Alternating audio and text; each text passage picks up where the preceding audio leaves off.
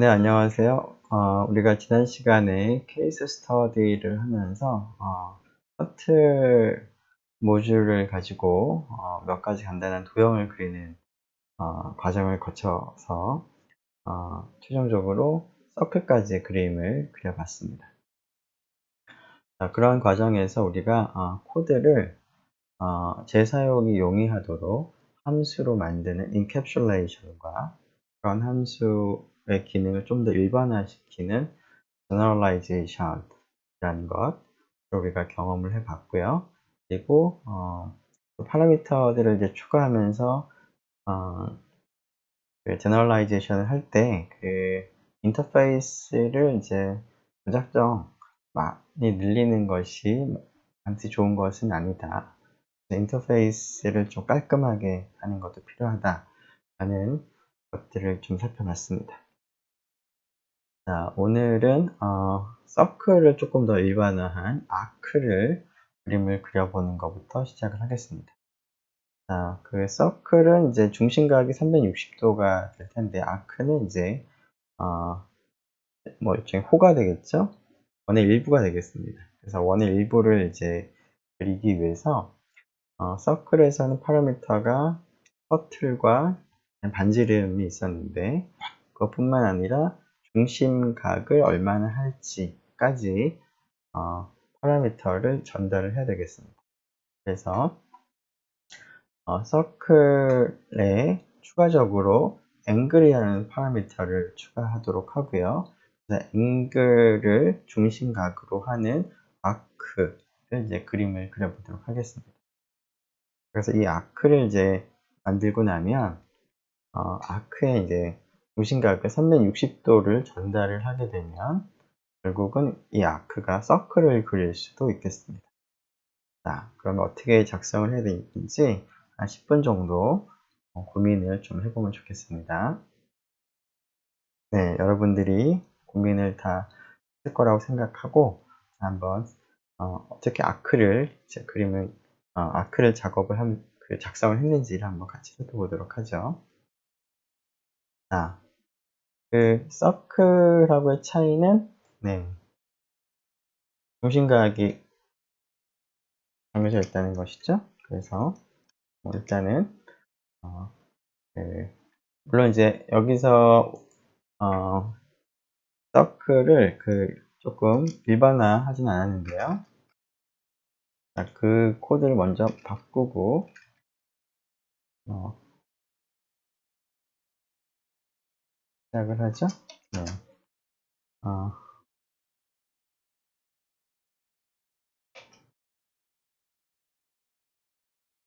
R에다가 그, 이거였죠? 네. 그리고 N을 우리가 앞에서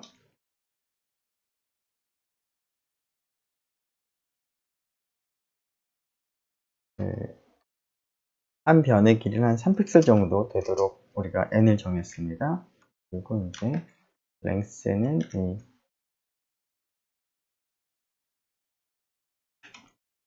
를 n으로 나눈 개수만큼 이제 하면 되겠죠.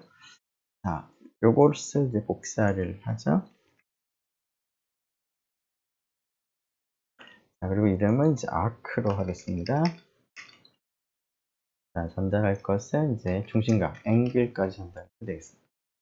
자, 그러면 일단은 중심각 360도가 아닌 거니까 우리가 그리려고 하는 호는 이제 뭐 대략적으로 좀 그림을 하나 그려보면 중심이 여기 있다라고 하면 이제 아크를 이렇게 그림을 그려야 되겠죠? 좀 삐뚤삐뚤한데 원처럼 보이게 하기 위해서 이제 중심에서부터 그 아크의 양 끝점까지 연결을 하죠. 자, 여기가 지금 앵글입니다. 그럼 일단 둘레의 길이가 2파이 r이 아니라 2파이 r을 적당히 나눠줘야 되겠습니다. 즉, circumference는 이것을 360으로 나누었고 그 다음에 곱하기 앵글만큼을 해야 되겠습니다. 혹은 뭐 곱셈을 먼저 쓴다면 이렇게 하면 되겠죠. 360도를 기준으로 했을 때 앵글만큼이니까.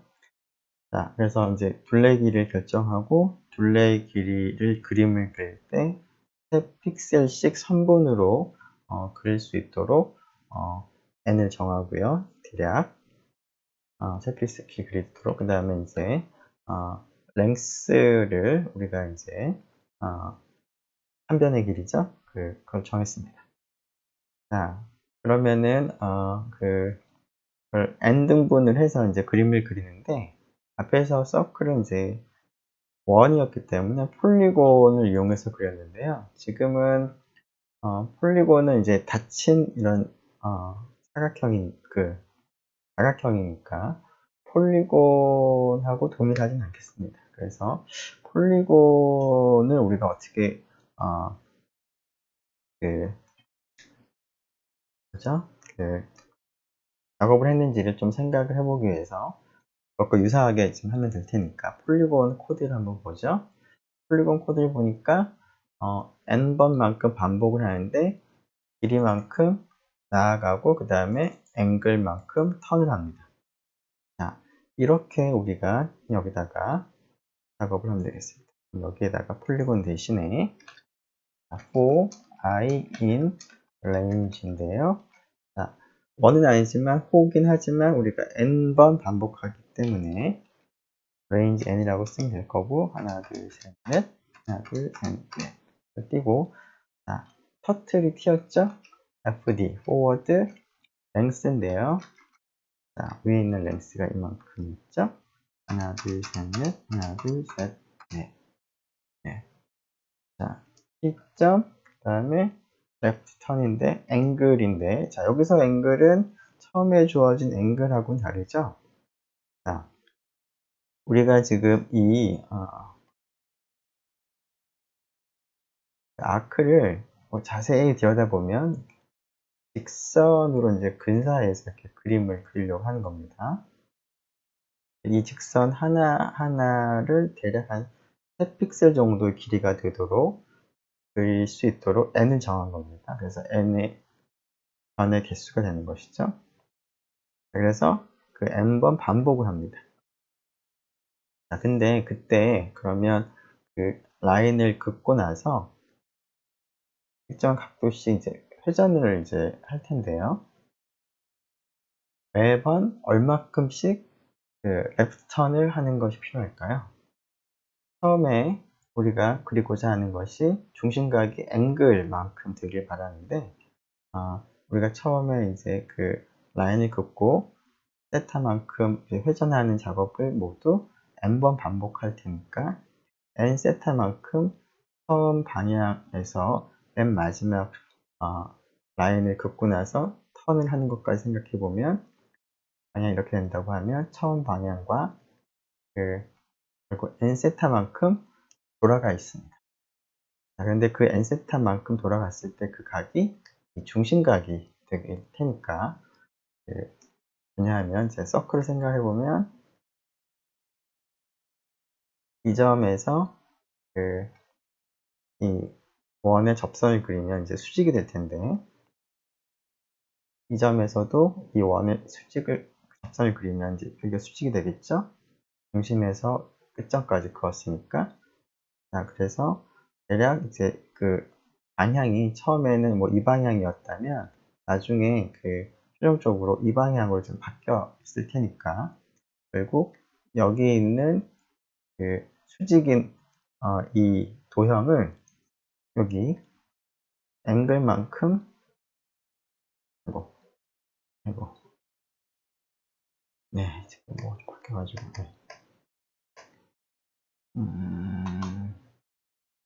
네, 앵글만큼 회전이 돼야지만 요런 수직인 도형으로 바뀌면서 제가 원하는 이 방향이 원하는 만큼 바뀌어 있겠습니다.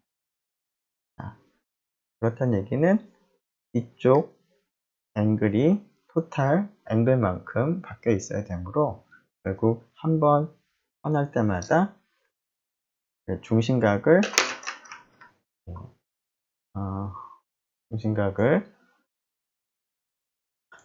n으로 나눈 만큼 이제 턴을 하는 것이 필요하죠. 네. 그래서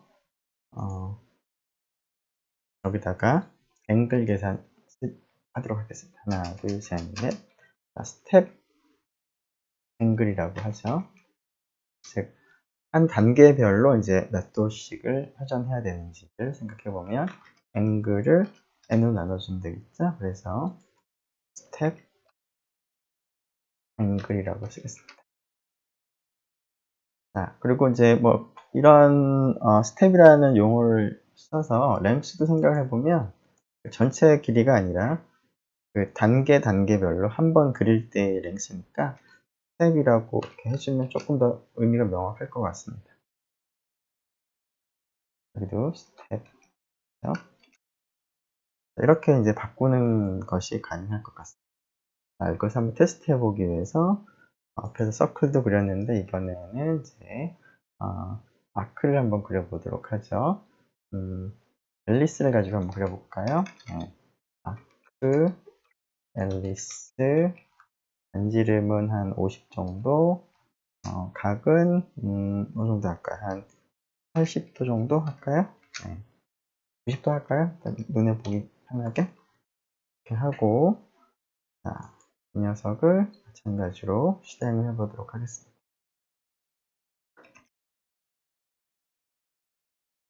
자, 그러면 실행하는 화면이 이렇게 폴리곤 그리고 서클 그리고 아크를 지금 90도짜리 아크를 이제 그린 것이죠. 네, 90도처럼 보이나요? 네. 자, 뭐 90도처럼 안 보일 수도 있으니까 여기다가 조금 더 한번 해보죠. 이거는 반지름을 조금 늘리도록 하고요. 자, 360도만큼 한번 돌려보죠. 그러면 이제 원이 나오는 것을 이제 확인할 수 있으면 좋을 것 같습니다. 자, 마찬가지로 실행을 하면 같이 보죠.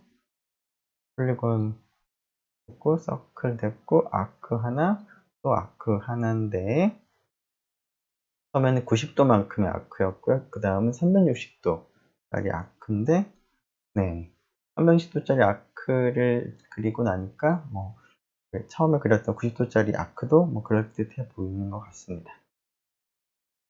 네, 자, 이런 방법으로 우리가 아크를 작성을 했습니다. 자, 일단 노트북을 가지고 한번 내용을 다시 한번 정리를 해보도록 하죠. 자, 우리가 조금 전에 그 작업을 한 것을 이제 아크라는 코드를 이제 작성을 했는데요. 아크라는 코드는 조금 전에 본 것처럼 커틀, 반지름, 중심각. 그래서 앞에서 circumference라고 했는데 사실 뭐 circumference라기보다는 아크의 길이가 조금 더 명확한 그 변수 이름이 되겠습니다. 변수 이름을 뭐 아크 랭스라고 굳이 하지 않아도 뭐 혼동하지만 않는다면 상관없겠지만 아크 랭스라고 하면 조금 더 그 의미가 명확해지겠죠. 그래서 n을 정하고 그 다음에 앞에서 얘기한 것처럼 그 n번 반복해서 n개의 선분을 이어가면서 그림을 그릴 텐데 이 하나하나의 스텝에서 하나하나의 단계에서의 길이 하나하나의 단계에서 앵글을 다음과 같이 스텝 랭스, 스텝 앵글이라고 부르고 정한 변수를 만든 다음에 n번 포문을 통해서 스텝 랭스만큼 스텝 앵글만큼 우리가 포워드를 하고 그 다음 레프트 턴을 했습니다. 자, 이렇게 아크를 작성할 수가 있었는데요. 그 아크를 작성할 때 뒷부분을 보면 이 뒷부분이 폴리곤을 그릴 때 하고 작업이 공통되는 점이 많이 있습니다. 물론 이제 폴리곤하고 똑같지 않았기 때문에 폴리곤으로부터 코드를 좀 비슷하게 가지고 와서 좀 수정을 했었는데요. 자, 이 아크에서 뒷부분을 생각을 해보면 이 뒷부분은 아크 그릴 때도 나타나는 부분이지만 폴리곤을 그릴 때도 나타나는 부분이기도 합니다. 이 공통적인 부분을 그러면 아크 만들 때도 따로 작성하고 그 다음에 폴리곤 함수 작성할 때도 따로 작성을 하는 것보다는 공통적인 부분을 따로 함수로 만들고 아크, 폴리곤에서 그 공통적인 부분을 함수로 만든 것을 사용을 한다면 훨씬 더 그 에러를 줄일 수 있고 코드를 재사용을 하면서 코드가 좀 더 명확해지고 에러가 줄일 수 있는 가능성이 더 높아지겠습니다. 왜냐하면 우리가 어떤 공통된 코드를 하나의 함수로 만들자면 에러가 없는지를 이제 그 하나의 함수에 대해서만 이제 우리가 확인을 하면 되는데, 비슷한 일을 하는 코드를 똑같이 여기저기 쓴다면 여기저기 모두 비슷한 일을 함에도 불구하고 에러가 있는지 없는지는 또 개별적으로 다 확인을 해야 됩니다. 그렇게 하면은 코드를 반복해서 작성하는 일도 귀찮을 뿐만 아니라 에러가 있는지 없는지 디버그 할 때도 여러 번을 봐야 되는 불편한 점이 있는 거죠. 그래서 여러 코드의 공통적인 부분을 묶어내서 하나의 함수로 만드는 것이 여러 가지 면에서 좋은 방법입니다. 이러한 방법을 리팩토링 작업이라고 부르는데요.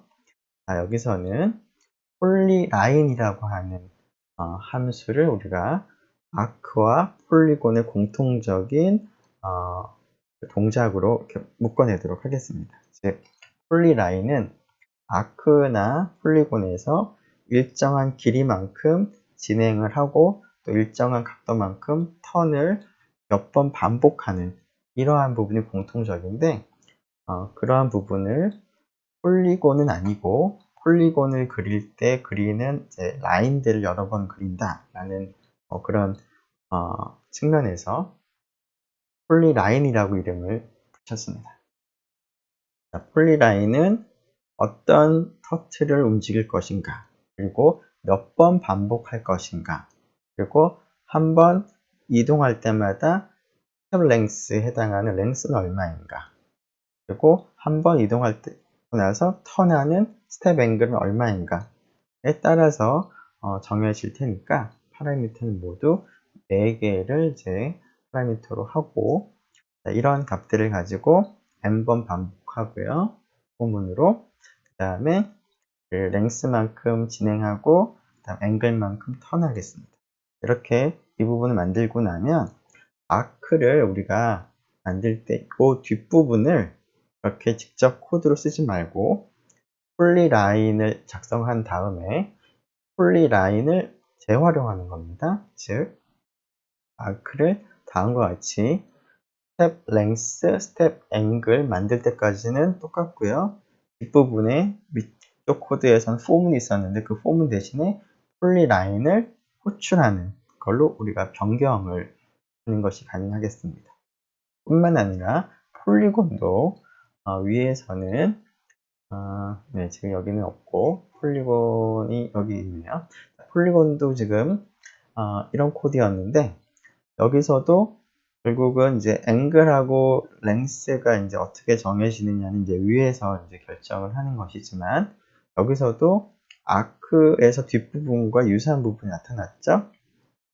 이 부분을 이제 폴리라인을 묶어냈으니까 폴리곤도 그 개별적인 코드를 쓰지 말고 폴리라인을 재활용하는 방식으로 폴리곤을 다시 작성을 하면 더 좋을 것 같습니다. 즉, 폴리곤이라는 함수를 폴리라인을 이용한다면, 폴리곤은 몇 번 반복할지는 정해지는 것이고, 한 변의 길이도 정해지는 것이죠. 따라서 한 번 움직이고 나서 얼마큼 이동할지만 계산하면 되는데, 이것은 n 각형을 그리는 것이니까 360을 n으로 나눈 그 각이 스텝 앵글에 해당하겠습니다. 이 값을 계산하기만 하고 그 다음부터 실제 그 액션은 폴리라인을 그대로 호출하는 방식으로 우리가 사용을 하는 것으로 바꿀 수가 있겠습니다. 즉, 폴리곤과 아크에서 공통적으로 들어있는 코드를 폴리라인으로 함수로 묶어내고, 폴리곤과 아크에서는 폴리라인을 활용한다. 폴리라인을 호출하는 방식으로 바꾸면 훨씬 더 코드가 명확해지기도 하고 에러가 줄어드는 코드를 우리가 작성을 할 수 있겠습니다. 그리고 나중에 문제가 생겼을 때도 폴리라인 하나만 그 에러가 있는지 없는지만 확인하면 폴리곤에서 폴리라인 부분과 아크에서 폴리라인 부분에서 에러가 없다는 것을 이제 우리가 확신할 수 있겠습니다. 그렇지 않다면 폴리라인을 안 쓴다면 폴리곤에서도 포문을 직접 쓰고 아크에서도 포문을 직접 쓴다면 폴리곤의 포문이 에러가 있는지 없는지도 확인해야 되고요. 아크에서도 포문이 에러가 있는지 없는지 확인을 해야 되므로 훨씬 더 복잡해지겠습니다. 자, 이렇게 아크를 만들고 나면 그 앞에서 얘기한 것처럼 서클은 아크를 활용해서 그림을 그릴 수가 있죠. 그래서 서클은 그 위에서는 우리가 폴리곤을 이용해서 그림을 그렸지만 아크를 이용해서 그리는 것으로 또 바꿀 수 있겠습니다. 그리고 스퀘어도 앞에서는 그냥 정사각형을 직접 그렸지만 이 스퀘어는 폴리곤으로 제너럴라이제이션을 우리가 했기 때문에 스퀘어를 그릴 때는 폴리곤을 다시 호출하는 방식을 쓸 수 있겠습니다. 그러면 결국 핵심적인 코드는 폴리라인과 폴리곤의 앞부분, 아크의 앞부분 이 부분들이 되는 것이고 나머지는 그런 것들을 적절히 재활용하는 형태이기 때문에 코드를 작성하는 것도 간편하고 나중에 문제가 생겼을 때 디버그하는 것도 훨씬 더 좋겠습니다. 자, 그래서 이러한 리팩토링 작업이 굉장히 중요한 작업인데요. 다시 한번 강조하면 아크와 폴리곤에서 유사한 코드를 우리가 인지를 해서 그 유사한 것을 함수로 뽑아냈습니다.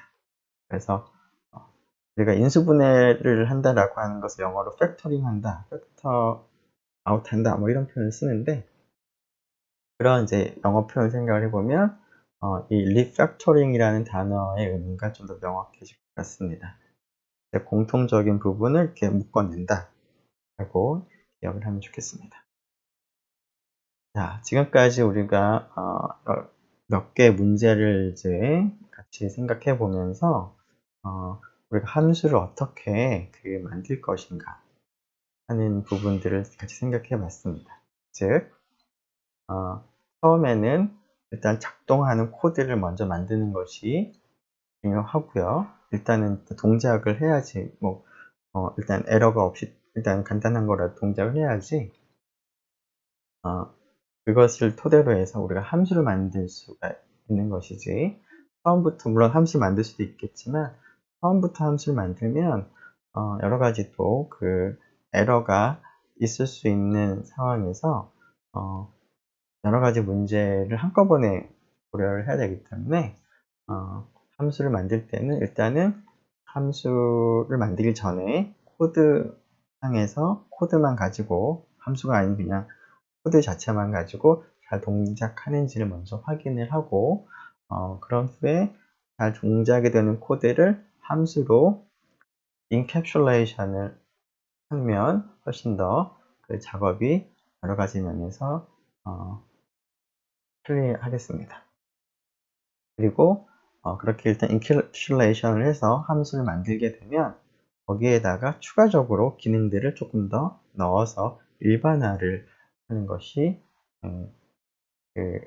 좋겠습니다. 좋다기보다는 이제 그런 식으로 하면 좀 더 풍부한 기능을 가진 함수들을 우리가 만들 수가 있는 것이죠.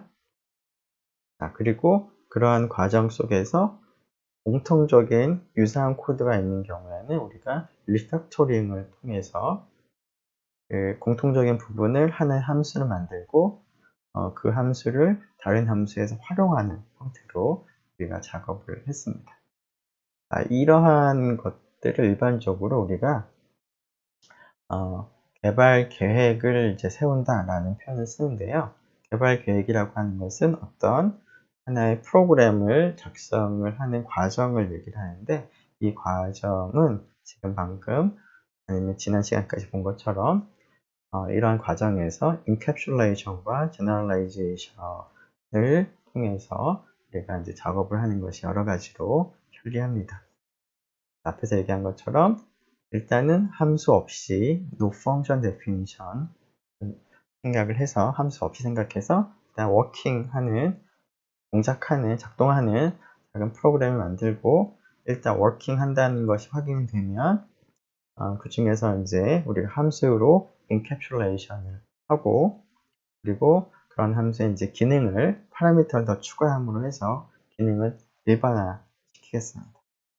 자, 1, 2, 3을 이제 반복하면서 내가 이제 원하는 그러한 함수들을 하나씩 이제 만들어 가면 좋겠는데 그러한 과정에서 물론 이제 유사한 코드를 처음에 작성할 때는 리팩토링을 하기 전에 일단은 우선은 카피 앤 페이스트로 코드를 유사한 걸 가지고 와서 복사해 넣은 다음에 그 상태에서 수정하고 하는 작업을 하는 것이 편리했습니다. 처음부터 타이핑을 처음부터 하는 것보다는 이러한 과정에서 함수들이 막 늘어나면서 우리가 혹시 그런 코드들 사이에서 유사한 부분이 있어서 리팩토링을 할 수 있는 부분이 있는지도 여러분들이 살펴보면 좋겠습니다. 리팩토링이 가능하면 그만큼 읽기도 쉽고 관리하기도 쉽고 좋은 프로그램을 작성을 할 수가 있겠습니다. 사실은 이제 처음부터 이제 리팩토링을 이제 염두에 두고 코드를 작성하면 가장 좋겠지만 그 원래 일이라는 게 막상 닥쳐보지 않으면 그런 것들이 잘 보이지 않는 경우들이 많이 있습니다. 그래서 닥쳐서 하다 보면은 그 문제에 대해서 잘 이해가 되고 잘 이해가 되면 이러한 리팩토링 할 수 있는 기회들이 이제 눈에 보이게 됩니다. 그래서 리팩토링이라고 하는 이 과정을 뭐 처음부터 생각을 잘해서 하지 못한다고 하더라도 문제될 것은 없고요. 오히려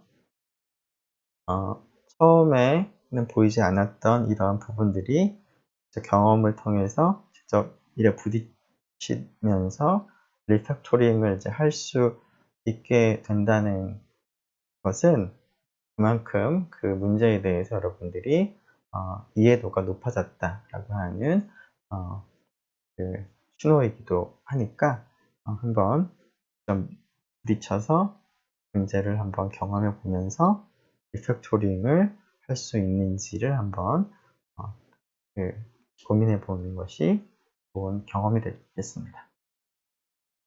자, 마지막으로 docstring이라고 하는 개념을 소개하도록 하겠습니다. 자, 우리가 앞에서 지금까지 여러 가지 함수를 작성을 했는데요. 함수가 이제 제너럴라이제이션을 하다 보면 파라미터도 막 늘어나면서 도대체 이 함수가 어떤 함수인지, 파라미터는 몇 개고, 각각의 파라미터의 의미는 뭐고, 그리고 이 함수는 어떤 일을 하고, 리턴 밸류는 어떻게 되는지, 이런 것들이 막 혼동이 되기 쉽습니다. 즉, 함수의 인터페이스를 우리가 잘 알아야지만 오류 없는 그런 코드를 작성할 수가 있는데요. 인터페이스가 점점 좀 많아지고 복잡해지는 것이죠. 자, 그래서 어떤 함수를 작성하고 그 함수에 대한 설명을 우리가 기록을 한다면, 설명을 어디다가 이제 써준다면 그런 오류, 인터페이스가 복잡해지더라도 혼돈할 염려가 없을 것 같습니다. 물론 또 혼돈하더라도 인터페이스가 어떻게 되는지를 잘 정리한 글을 다시 보게 된다면 오류를 줄일 수 있는 기회가 되기도 하겠습니다. 자, docstring이라고 하는 것은 함수를 작성을 할 때 그 함수의 인터페이스를 이제 설명하는 그러한 일종의 문서라고 생각을 하면 되겠습니다. 즉, doc이라고 하는 것이 documentation의 박자이고요. 그것을 이제 문자열로 표현한다고 해서 docstring이라고 하는데요. docstring을 쓰는 방법은 다음과 같습니다. 함수의 헤더를 쓰고요. 그 다음에 더블 코테이션이든 싱글 코테이션이든 트리플 코테이션을 씁니다. 그리고 나서 열심히 내추럴 랭귀지로 설명을 합니다. 마치 주석을 작성하듯이. 그리고 맨 마지막에 다시 트리플 코테이션으로 끝납니다. 자, 이 경우에는 주석과는 달리 이 중간에 있는 이 녀석도 주석으로 인지를 합니다. 즉, 트리플 코테이션 마크를 쓰게 되면 그 사이에 있는 여러 개의 라인이 전부 다 주석으로, 특히 여기서는 닥스트링으로 이해가 됩니다. 자, 물론 이 닥스트링을 쓰게 되면은 나중에 이제 인터페이스 T가 뭔지 N이 뭔지 이런 것들이 이제 궁금할 때 다시 보고 코드를 보는 것 대신에 이 닥스트링을 읽어보면 되는 것이죠. 그런데 이 닥스트링을 읽어보는 것 뿐만 아니라 읽어보려면 원래 그 코드로 돌아가야 되는데 닥스트링으로 쓰게 되면은 원래 코드로 돌아가지 않고도 이 설명을 우리가 확인할 수가 있습니다. 자, 그것을 한번 연습해 보기 위해서 이 코드를 일단 작성을 한번 해보도록 하겠습니다. 여기에 이렇게 그 함수를 이제 입력을 했습니다. 그리고 여기에는 닥스트링으로 이제 설명을 달아놨습니다. 자, 여기 설명은 보는 것처럼 n은 그 폴리라인이었는데요. n은 결국 라인을 몇 개를 그을까? 선분의 개수였고요. 라인 세그먼트 개수인데 이때 하나하나의 선분의 길이가 랭스다 라는 것과, 그리고 이제 그리고 나서 한번 그리고 나서 턴을 하는데 턴할 때 앵글만큼 턴한다. 근데 이때 앵글은 라디안 단위가 아니라 디그리 단위다. 그리고 t는 터트를 의미한다. 이런 것들을 이제 기록을 한 것이죠. 그리고 이제 이 코드가 저기 멀리 있는데 제가 폴리라인을 사용하다가 궁금해졌습니다. 그래서 폴리라인을 딱 타이핑 했는데 첫 번째가 터틀인지 첫 번째가 m인지 이런 것들이 좀 궁금합니다. 헷갈립니다. 물론 지금 바로 위에 있으니까 그냥 바로 보면 되지만 이렇게 그 폴리라인을 쓰고자 하는 상황인데 폴리라인 코드 함수는 저 멀리에 있어서 찾아보기가 조금 번거로운 상태라고 생각하고요. 이 상태에서 닥스트링을 여러분들이 입력을 해놨다면 되는 것처럼 Shift 탭을 한번 눌러보면 좋겠습니다. Shift하고 탭 키를 같이 누릅니다. 그러면 뭔가 새로운 창이 뜨죠? 네, 새로운 창이 떴는데 여기에 뭐가 들어가 있냐면 여기 닥스트링이라고 되어 있고 이 아래 설명이 내가 입력한 그 설명이 그대로 나와 있습니다. 자, 그리고 이 폴리라인 함수에 몇 개의 파라미터가 들어가는지도 나와 있고 순서도 딱 나와 있습니다. 그래서 우리가 어떤 함수를 작성할 때 이 닥스트링이 이미 작성이 되어 있는 함수라면 Shift 탭을 통해서 사용할 당시에 바로 어떤 게 어떤 건지 이제 금방 파악을 할 수가 있겠습니다. 그래서 좀 많아지면 여러분들이 이런 닥스트링을 넣어서 함수를 설명을 하면 여러 가지로 유용하겠습니다. 네, 자, 마지막으로 이 함수들 이제 관련해서 그 디버깅의 이슈를 몇 가지 생각을 해보겠습니다. 자, 우리가 이제 함수를 작성을 할 때 함수의 파라미터는 뭐가 되고 그 함수를 호출했을 때 어떤 동작을 하는지, 그리고 return value가 무엇인지 이런 것들을 묶어서 인터페이스라고 불렀는데요. 함수에 이 인터페이스라고 하는 것을 여러분들은 그 함수를 사용하는 사용자와 그 함수를 만든 사람 간의 일종의 contract, 계약이라고 생각을 하면 좋겠습니다. 그래서 그 계약대로 잘 지키면은 에러 없는 코드를 만들 수 있을 거고요. 근데 계약에 어긋나게 되면 여러 가지 이제 에러가 발생할 수 있을 것 같습니다.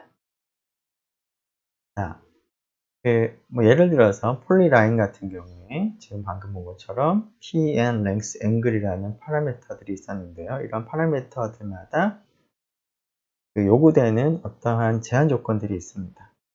t는 터틀 오브젝트가 전달이 되어야 되는 것이고요. n은 정수가 전달이 되어야 되는 것이고, length는 포지티브 넘버, 음수가 전달이 되면 안 되겠죠?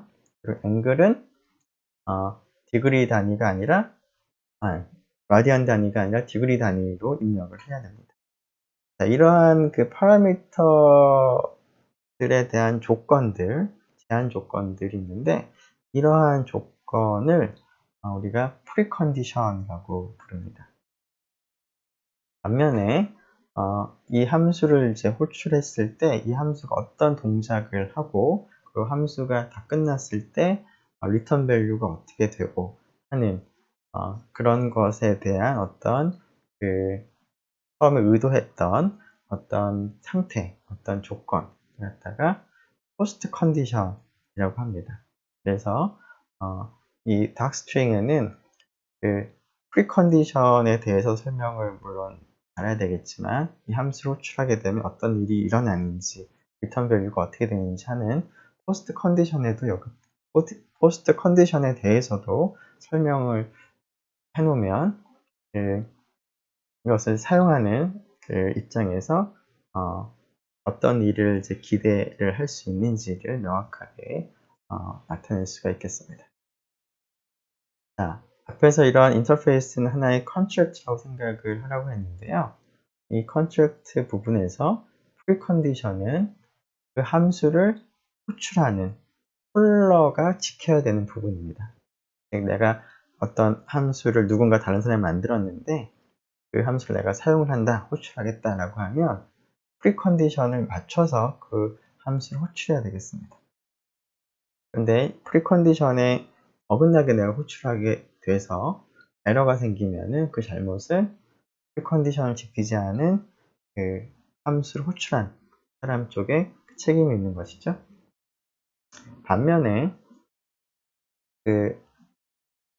함수를 호출하는 입장에서는 프리컨디션을 잘 지켜서 호출했음에도 불구하고 에러가 나는 경우들이 있습니다.